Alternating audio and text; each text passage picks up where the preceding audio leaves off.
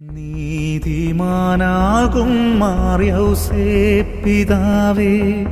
തിരുക്കുടുംബത്തിൻ പാലകനേ. നീതിമാനാകും മാർയൗസേപ്പിതാവേ, തിരുക്കുടുംബത്തിൻ പാലകനേ. ഈശോ മിശിഹായ്ക്ക് സ്തുതിയായിരിക്കട്ടെ. വിശുദ്ധ യൗസേ പിതാവിന്റെ നിർമ്മല ഹൃദയ പ്രതിഷ്ഠ 9-ാം ദിവസം.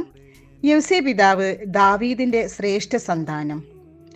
ജോസഫ് രാജകീയ കുടുംബത്തിൽ ജനിക്കണമെന്ന് ദൈവം തീരുമാനിച്ചു. ഭൗമിക കുലീനത്വം കൊണ്ട് അവൻ കുലീനനാകണമെന്ന് ദൈവം ആഗ്രഹിച്ചു. ദാവീദിന്റെയും സോളമന്റെയും യൂദായുടെയും എല്ലാ രാജാക്കന്മാരുടെയും രക്തം അവന്റെ സിരകളിൽ കൂടി ഒഴുകുന്നു. വിശുദ്ധ പീറ്റർ ജൂലിയാന്റെ വാക്കുകളാണിത്. വിശുദ്ധ മത്തായിയുടെയും വിശുദ്ധ ലൂക്കായുടെയും സുവിശേഷത്തിൽ നാം കാണുന്നു, ജോസഫ് ദാവീദിന്റെ വംശത്തിൽ നിന്നാണെന്നാണ്. പഴയ നിയമ പ്രവാചകന്മാർ എല്ലായ്പ്പോഴും പഠിപ്പിച്ചത് മിശിഹ ദാവീദിന്റെ വംശത്തിൽ നിന്ന് വരുമെന്നാണ്. നമ്മുടെ ആത്മീയ മാതാവായ പരിശുദ്ധ മറിയം ദാവീദിന്റെ വംശത്തിൽപ്പെട്ടവളാണ്. എന്നാൽ അവളുടെ വംശാവലി പുതിയ നിയമത്തിൽ സൂചിപ്പിച്ചിട്ടില്ല. വിശുദ്ധ യൗസേ പിതാവ് കുലീനനായ നാഥനാണ്. അനേകം വിശുദ്ധർ വാത്സല്യത്തോടെ അവനെ നാഥ എന്ന് വിളിക്കുന്നു.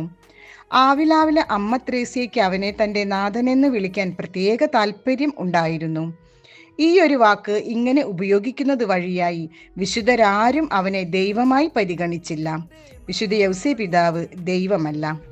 ഭക്തരും സ്നേഹനിധികളുമായ വിശുദ്ധർ പരിശുദ്ധ മറിയത്തോടും വിശുദ്ധ യൗസേ പിതാവിനോടുമുള്ള സ്നേഹനിർഭരമായ ബന്ധം സൂചിപ്പിക്കാൻ ഭക്തിപൂർവകമായ ഭാഷയിൽ തങ്ങളുടെ പുത്രസ്നേഹം പ്രകടിപ്പിച്ചിരുന്നു.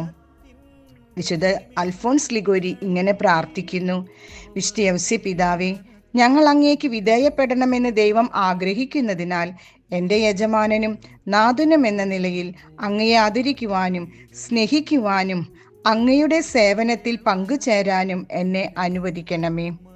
വിശുദ്ധ യൗസേ പിതാവിനെ നാഥ എന്ന് വിളിക്കുന്നതിന് ദൈവശാസ്ത്രപരമായ അടിസ്ഥാനങ്ങളുണ്ട്. സഹോദരങ്ങൾ അടിമയായി വിറ്റ പഴയ നിയമത്തിലെ പൂർവ്വ ജോസഫിനെ അവർ തന്നെ പിന്നീട് നാഥൻ എന്ന് വിളിക്കുന്നതിലാണ് പര്യവസാനിച്ചത്. എന്നാൽ ഓർക്കുക, അവർ അവനെ കണ്ടുമുട്ടിയപ്പോൾ അവൻ അവരെ ക്ഷാമത്തിൽ നിന്ന് രക്ഷിച്ചു. നമ്മെ സംബന്ധിച്ചിടത്തോളം വിശുദ്ധ യൗസേ പിതാവ് ഒരു സഹോദരനേക്കാൾ ഉപരിയായി നമ്മുടെ കുലീനനായ ആത്മീയ പിതാവും സ്നേഹനിധിയായ നാഥനുമാണ്. വിശുദ്ധ അൽഫോൺസ് ലിഗോരി പറയുന്നു: ഓ കുലീനനായ വിശുദ്ധ യൗസേ പിതാവേ, ഈശോയുടെ പിതാവെന്ന വൈശിഷ്ട്യമേറിയ സ്ഥാനം കൈവശപ്പെടുത്തുന്നതിന് ദൈവം അങ്ങയെ യോഗ്യതയുള്ളവനാക്കി കണ്ടതിൽ ഞാൻ സന്തോഷിക്കുന്നു. ആരുടെ കൽപ്പനകളാണോ സ്വർഗവാസികളും ഭൂവാസികളും അനുസരിക്കുന്നതായി നീ കണ്ടത്, അവൻ നിനക്ക് കീഴ്പ്പെട്ടതുപോലെ നമുക്കും യൗസേ പിതാവിന് കീഴ്പ്പെടാം. അതിനായി യൗസേ പിതാവിൻ്റെ നിർമ്മല ഹൃദയത്തിലേക്ക് നമ്മെ പ്രതിഷ്ഠിക്കാം. അനുദിന പ്രാർത്ഥനകൾ നമുക്ക് പ്രാർത്ഥിക്കാം. ദൈവം എല്ലാവരെയും സമൃദ്ധമായി അനുഗ്രഹിക്കട്ടെ. ആവേ മരിയ, ആവേ ജോസഫ്.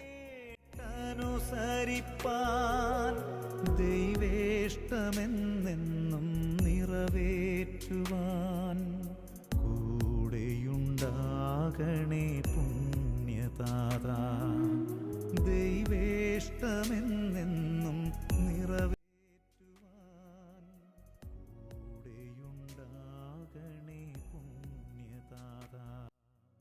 നീതിമാനാകും മാർയൗസേ പിതാവേ, തിരുക്കുടുംബത്തിൻ പാലകനേ. നീതിമാനാകും മാർയൗസേ പിതാവേ, തിരുക്കുടുംബത്തിൻ പാലകനേ. കഥനങ്ങളേറുമെൻ ജീവിതയാത്രയിൽ കനിവോടെ എൻ കരം പിടിക്കണമേ. കഥനങ്ങളേറുമെൻ ജീവിതയാത്രയിൽ കനിവോടെ എൻ കരം പിടിക്കണമേ.